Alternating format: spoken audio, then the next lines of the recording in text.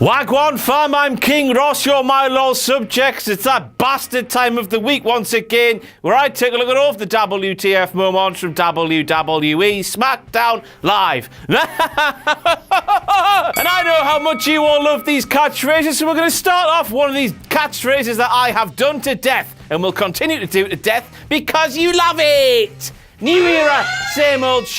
Dolph Ziggler versus Baron Corbin. How many more pissing times are we going to have to sit through this meaningless match that none of us care about? Probably a million. But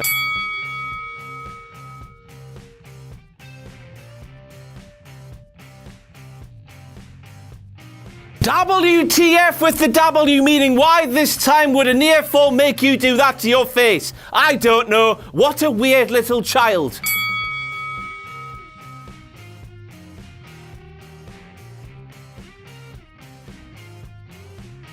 For the love of all that's mighty, do not show a bored child in the climax to a wrestling match. It completely ruins the moment. You're supposed to show the fans looking excitement. Showing excitement? Aye, showing excitement to enhance the whole experience. But no, you decide to show a child who looks like they would rather be watching a Jack the Jobber video. And believe me, no child or adult or anything in between wants to do that because he is crap. Kevin, yeah. It's John o'clock for the first time on a SmackDown Live WTF moment video in 2017. Get the in there! John claims that a big guy knocking down a little guy is physics. No, it's not. Stay in school, kids. Don't listen to that pillock. Learn from your teachers because they know what physics is, even though he clearly doesn't. Mountain, up the top. Go up there, John, because that is where you belong. Or in Bermuda, playing rugby with kids, because that's what you're good at. Nya. Even if you are much improved at commentary these days, which is a little bit annoying for me. Can Dolph Ziggler turn heel by attacking Kalisto? I don't think so. As we all know, Kalisto is the drizzling SHITEs. You know what that spells. Nobody gives a flying FUCK about Kalisto. Yes, it is gone 4 o'clock here, and my editor Dig Tubbs wants to go home, so I can't swear. I mean, bleep, bleep, bleep, bleep, bleep, but just Aye, none of us care about Kalisto, so when Dolph attacked that charisma-less vacuum of botches and flippy SHITE, none of us cared. We were all thankful for Dolph doing something to that useless waste of oxygen. We liked what Dolph did when we should have been angered. Weird choice by WWE. Weird choice to have the not the weird choice to turn Dolph heel because finally he's going to be doing something that we all want to see. But weird choice as to who he was attacking because none of us cared. Next we move on to James Ellsworth, who struggles to speak to women even though any wrestling fan worth his salt knows that he is married with 1 or 2 children. He said it on Talk Is Jericho a long time ago. I can't remember how many kids he's got. Nevertheless, he has kids. He has fornicated with a human lady. This makes the decision to have him talk broken English to Carmella because he was nervous. Let me check my notes to see what he said. Where is he? I'd like to kind you for the thank words last week. Match good luck tonight. He's not in a foreign country with no grasp of the language. He's not going up to locals and using broken English because he doesn't know how to speak the local tongue. He's not. He's just speaking to a very pretty lady. I'm sure he's married to a very pretty lady as well. I'm sure he doesn't speak broken English to that pretty lady he's married to. So why does he need to speak broken English to the pretty lady on the television show? It makes absolutely no flipping sense. He's not a dirty virgin like you, but he's still shit. A wrestler calling another wrestler a mark live on a wrestling show. WTF is going on? Dolph Ziggler, who was a little bit pissed off, took on Apollo Crews and said, mind your business, Mark. because he's Irish now. But once again, considering that nobody gives a flying F-U-C-K about Apollo Crews, can this be considered a legitimate heel turn by Dolph Ziggler? In the words of a sassy African-American lady off some British TV show that I can't remember the name of right now, I don't think so. It does exist, honestly. To follow on from the weird choice of Kalisto, this was yet another weird choice from WWE to be the subject of Ziggler's heelness. Surely they should have picked someone we were all invested in, someone we all have a time of day for, someone like Heath Slater, someone we care about, but no, they chose two charismaless vacuums that we wouldn't care if they left because, you know, there's nothing to them. You just flip around. Ooh, that's impressive. Am I 5? No, I'm not. Flips don't impress me. I want characters to get invested in, storylines. But in this segment, we saw Apollo Crews not smile once. He didn't smile during the duration of a backstage segment he was in on a WWE show. Well, this means one thing, Mother F-U-C-K-E-R-S. You must grab two of each animal and head for the bastard border because he always smells, but he wasn't there to me. The end is nigh, the end is nigh. Run away, the end is nigh. Never have two signs in the same shot been more contrasting. Matchka 316, as Michael Cole would say, that is my wheelhouse. I f***ing love that shit. Ruru's my bear, my spirit animal. And that sign there comparing it to Stone Cold Steve Austin. I love it, as Adam Parmesan would say. But I'm more phenomenal than AJ Styles. WTF with the W, meaning who in this instance? Who taught that Mark English? Presumably, someone who can't speak English, because that is all bloody wrong. Then, when it's used in a sentence, it's used to express a sense of what's coming next. It's to do with time. We're going to go to the shops. Then we're going to go to the cinema because we're dirty cinema marks. Than is used for comparisons. I'm a better presenter than Jack the Jobber. Jack the Jobber is a worse presenter than me. Learn English. Grammar slam. CM Punk, I am better than you at grammar slamming. Yeah, I can knock you out as well, you little That sign there that reads, Izzy is a plant. Is she F-U-C-K? She is nothing more than a horrible little brat that tries to steal all the attention at the climax of a huge Bayley match. Bayley wins or loses a match. The first shot after that bell is of Izzy either marking the F-U-C-K out or crying like a little baby child. By Jove, I hate that little girl. I hate her with a passion. I hate her. She's not a plant, she's a real fan. Although I don't think she's a plant. She might be employed by WWE for all I know. I'd look at her Twitter. She was bloody planking. What sort of a kid planks? A really weird markish one. Next, we move on to AJ Styles, who claimed that John Cena is basically Daniel Bryan's brother-in-law. Once again, is he F-U-C-K? For that to be the case, John would have to marry Nikki Bella, and then they'd become one of the same family. Isn't that lovely? But as we all know from Total Divas and the like, that's never gonna happen. John never wants to marry Nikki. He's made this perfectly clear time and time again. If she hasn't got the message by now, God help her. She's gonna be depressed for the rest of her bloody life. It's not something to laugh at, is it really? She wants a marriage, that's all she wants. This is quite emotional. Basically, there's more chance of Jack the Jobber rising up to be the #1 guy here at WhatCulture.com, surpassing Blompier, surpassing me, than John Cena marrying Nikki Bella. That means there's zero chance in hell of that happening to Jack.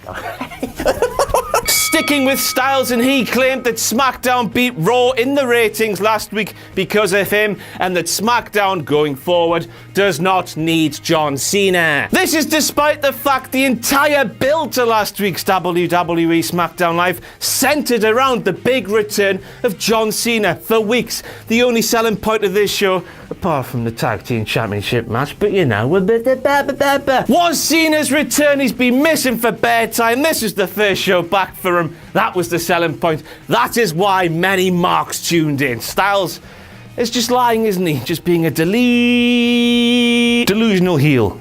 Now, King Ross, I bet you're asking now, you dirty little mark. How is AJ Styles being a delusional heel a WTF moment? Well, let me tell you, you dirty, disgusting, bottom-feeding trash bag mark.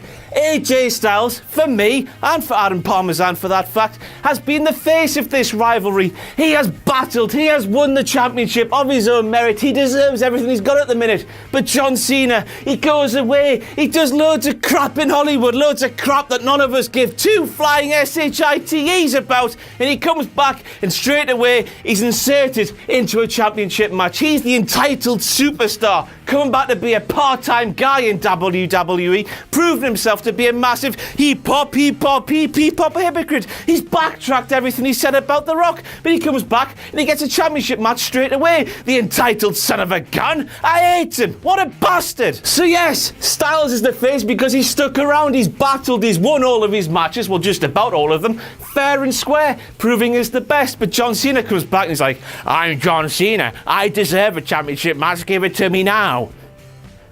So that's why it's a WTF moment, I think. I don't know what I'm saying. I'm pissed as a fart. I'm high off me tits on toot. Richard, the toot, please. Toot. John Cena said bitch. John Cena said bitch. John Cena said bitch. The end is nigh. The end is nigh. F***ing run away. The end is nigh. Nigh. Carmella and James Ellsworth are Chinella. Carmella and James Ellsworth will be known as Chinella. Somebody wrote this line for David Otunga. David Otunga needs all the help in the world he can get. He needs some fire lines written for him. Fire lines that prove he is not a vacuum of nothingness, to prove he's not dead behind the eyes and completely worthless to that commentary team. But no, somebody's fed him. Chinella! Me sideways and call me Betty. Of course, this makes me want to do one thing. I push my fingers into my ears. Carmella and James Ellsworth will be known as Carmelsworth. Carmella and James Ellsworth, Carmella and James Ellsworth, Carmelsworth. It's f***ing shit, man. It's f***ing shit. Mauro Ranallo calls Dean Ambrose Dolph Ziggler and not only gets corrected by JBL, but he also gets corrected by Dave Otunga. Now, I suppose you would be thinking to yourself, King Ross, this means one thing. You need to grab 2 of each animal and head for the bastard border. But no, it far surpasses that. I don't know what to do. It's that bad. Mauro getting corrected by Dave and John in one fell swoop. I don't know what to do with myself. That would be like Andrew Socek and Jack the Jobber correcting me. I'm the top guy. They're the bottom guys. They'd be correcting me. It's John O'Clock again, motherfuckers. He's back at the double. What the? JBL called Ric Flair the Great One. The Great One, as we all know, is The Rock. This, as we all know, is gimmick infringement, and I am one relieved man because up to this point we've only had one John O'Clock moment, and I don't like that. There needs to be several. There needs to be several, so the merch keeps flying off the shelves. The merch that keeps flying off the... Keep buying the merch. Shop.whatculture.com. £16 for a John O'Clock shirt. You love it. Hey!